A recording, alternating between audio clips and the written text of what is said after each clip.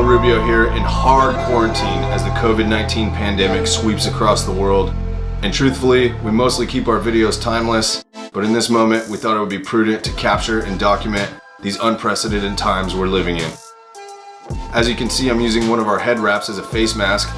Turns out they work perfectly, and who knew?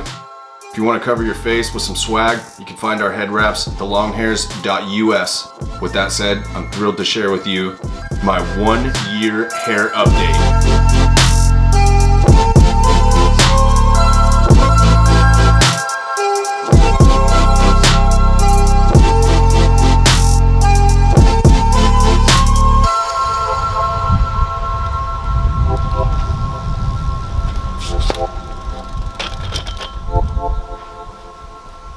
After growing my hair from a high and tight fade for over 7 years, with about 2 minimal trims per year over that period, I cut and donated 14 inches of hair on March 16th, 2019 at the Great Cut.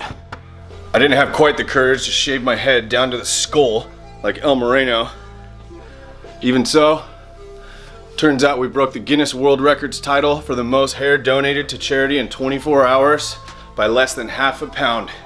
Which means every single ounce counted. I can confirm that you have 339.14. With the dramatic cut, I decided to alter my appearance entirely by shaving my face as well, resulting in looking much like a soccer mom.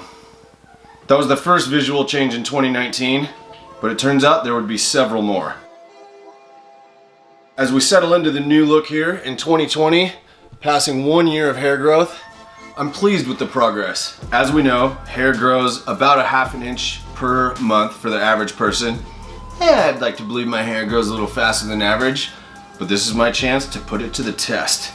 I'm gonna head into the Longhairs global headquarters for an official measurement.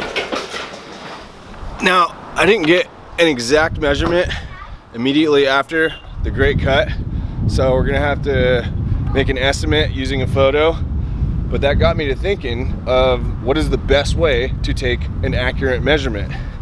So to do that, I'm gonna use this handy little yardstick here. We're gonna measure it up. We're gonna see what's happening here at the global headquarters. I think we got El Moreno in the house. Oh, yo, whoa, 6 feet, 6 feet, bro. Chill. Back up. Put your mask on. So we're gonna do an official measurement here. Seen this done lots of different ways. It can be very awkward trying to hold a ruler up with your hair at the same time. So we're gonna try to make it simple. I got El Moreno helping me out with the measurements. And if you pan down here, we'll see I've got a yardstick taped to the table. That's really to keep it stabilized.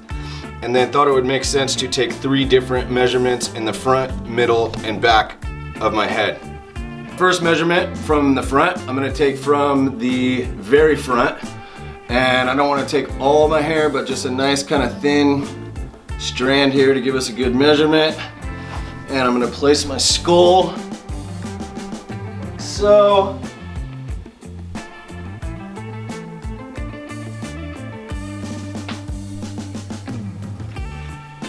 all right, can you help me out here? Yeah, that's looking good though. Oh, that's a solid 18. 18 inches, you heard him.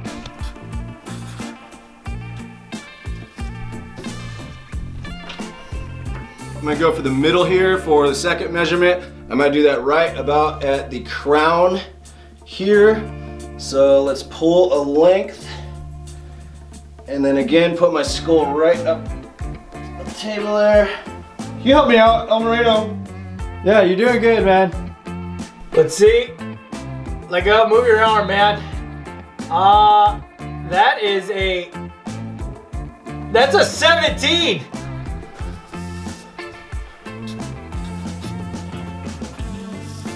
All right, and let's do one more measurement from the back. I don't want to do the very, very bottom, but I'll take about 1 inch up from the base of the hairline. This one's a little tricky.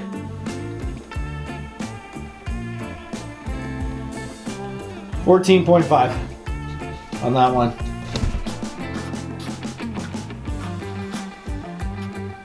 All right, so we got 3 different measurements. Interesting in and of itself. Obviously, all of my hair is not the same length, but really it makes sense when you consider your hair professional is gonna cut roughly a straight line wherever your hair falls.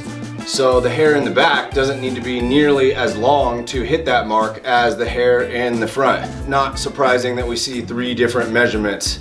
If I were gonna say the overall length of my hair, I might take the average between the 3, but because we wanna compare this to my hair length immediately after the great cut, and we're gonna have to use a photo as a reference point, which we're only gonna really be able to use the front of my hair, we're just gonna go ahead and use the measurement from the front of mine, which is 18 inches, and we're gonna take an estimate from the front right after the great cut. Oh, how could you do this? Who is that guy? Please grow it back. All right, so based on that photo, I'm gonna try to take a hair length from the exact same place as I did in the official measurement and compare that from the photo right after the great cut. So I had taken it right about here. I'm gonna take just this strand. We had gotten 18 inches exactly previous. Based on that photo, it's about right here. Yeah.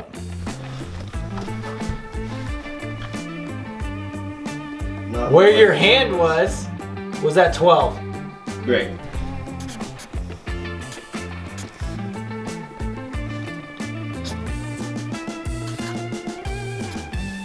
We took a measurement today from the front of my hair, coming up with 18 inches, and using an estimate from immediately after the great cut, my hair was measured in approximately the same place at 12 inches, which would equal 6 inches of hair growth over the past year. Again, I'm pleased. Clearly the lesson here is to take an official measurement immediately after any major cutting so that we could have a more accurate equation. I'd like to believe maybe I got a little bit more than 6 inches, but at very least, based on our estimate and our official measurement, I've got 6 inches of hair growth in 1 year, which is the average of 1/2 inch per year, which is what most people grow their hair length. Despite the quality hair growth, there are 2 things I've noticed. But first, I'm really hot. Just gonna get the old hair out of my face there. It just feels way better. The Cardinal, by the way. First, I've only had 1 trim since the great cut, and that was about 10 months ago.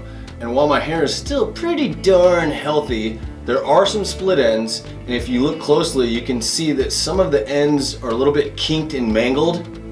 So I'm definitely due for a trim, and a little bit of shaping could really help me out. Slightly more alarming, perhaps, is I have noticed that I have some hair that is a lot shorter than the rest of it. Some of my hair is more in the 6 to 8 inch range, and you can actually see where those little spots are curling or kinking, and overall it creates more tangles and makes the hair a little bit more frizzy than it really should be. If it was all more or less the same length after the great cut, then why are there different lengths of hair now 1 year later? Well, in our hair education journey, one thing that we learned is that the growth of hair is one of the least vital bodily systems. In other words, if you are feeling ill, or if you are overly stressed out, or if there's something going on with your body, the hair growth is going to be the first system that your body shuts down to prioritize resources for the more vital bodily functions. As a result, the health of your hair is a great indicator of your overall health and well-being. So what I'm seeing here would indicate that I was losing hair, or at least not growing hair, somewhere in the period of 12 to 14 months ago. And if you would believe it or not, that was right at the time of the great cut, and probably the most stressful time of my entire life. And if you spent any time with me over that period, then you would understand why I was losing hair. Anyway, positive growth, moderate damage, and some split ends from normal wear and tear, and possibly a couple of months of negative hair growth. So where do I go from here? First of all, my experience emphasizes the importance of taking care of yourself.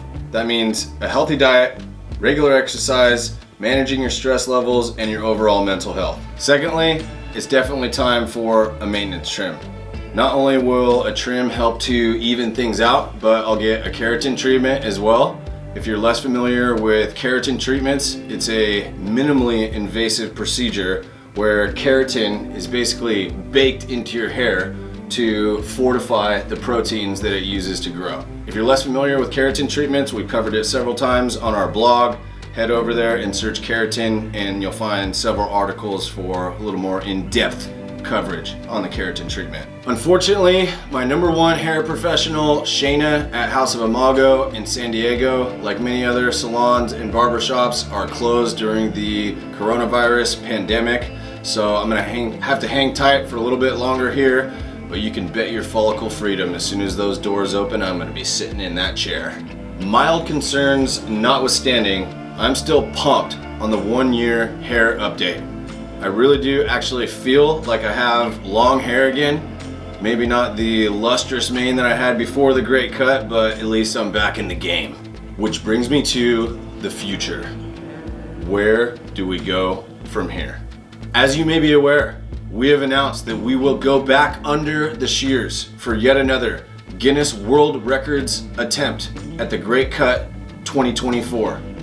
And El Moreno has politely pointed out to me that now it's my turn. So, right here and now, at this moment, I'm committing at the Great Cut 2024 to shave my head completely and donate every last inch of hair that I can grow from now until then for children with medically related hair loss. And I want you to do it with me. Now, I'm not asking you to shave your head. However, I am asking you, with thousands of other long hairs, to commit to growing your hair from now until the Great Cut 2024, when we can cut and donate our hair for every single kid out there who's not able to grow their own hair. You can join the Great Cut interest list at thegreatcut.us, and we have made up some dope t-shirts that will help you measure your hair progress and make a statement that you are down. There you have it, boys. There's my 1-year hair update. Don't forget, check out our head wraps, great for holding your hair back and for face coverings. Those and other superior products for guys with long hair at the longhairs.us. It's good to see you. Leave your questions in the comments. Don't forget to subscribe to our YouTube channel. And until next time, boys. Shoot!